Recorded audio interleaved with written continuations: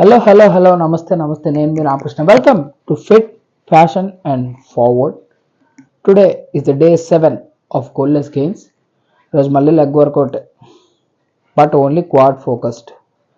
Work out కూడా చాలా మినిమల్గా చేద్దాం అని అనుకుంటున్నాను, ఎందుకంటే మొన్న చీట్ డే ఎఫెక్ట్ ఇవాళ బాగా చూపించింది.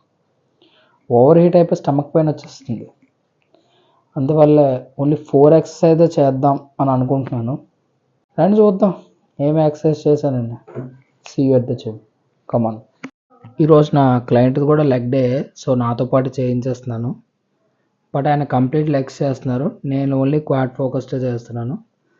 నేను చేసే లెగ్ డే వార్మప్ కూడా ఆయనతోటే చేయించేస్తున్నాను, ఎందుకంటే ఆయనకు కూడా ఫ్లెక్సిబిలిటీ అండ్ మొబిలిటీ కొంచెం తక్కువ ఉంది, అది ఇంక్రీజ్ అవ్వాలి.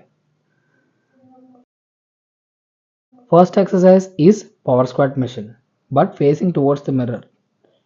ఇలా ఎందుకు అంటే ఈ ఎక్సర్సైజ్ చేయడం వల్ల స్పెసిఫికలీ క్వాడ్స్ ఐసోలేట్ అవుతాయి and it's the best one. ఇది నేను 50 kgsతో 3 sets ఆఫ్ 12 repetitions, అంతే, వెయిట్ పెంచలేదు. Next exercise is leg press.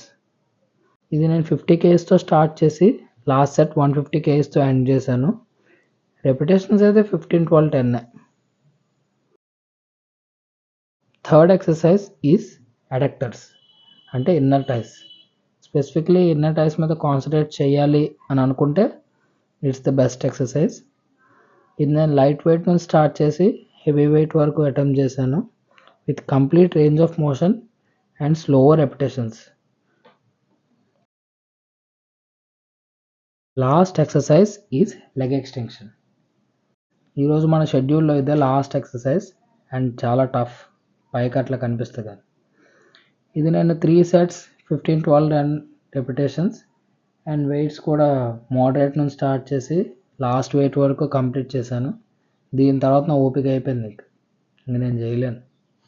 Post workout meal idli ఒక 4 అండ్ బాదం ఒక 10. ఇవేందో తింటున్నానంటే బాడీ ఓవర్ హీట్ అయిపోయింది.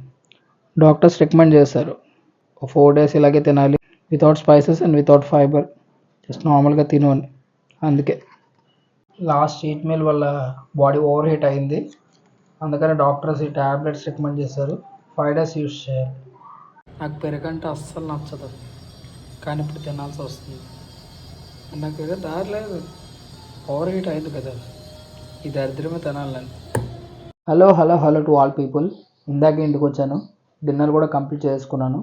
డిన్నర్ మళ్ళీ అదే కర్డ్ రైస్ తిన్నాను, మరి నాకు వేరే దారి లేదు.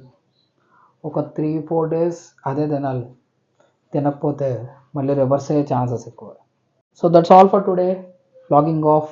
అప్పటి వరకు follow fit fashion forward for more content. Thank you.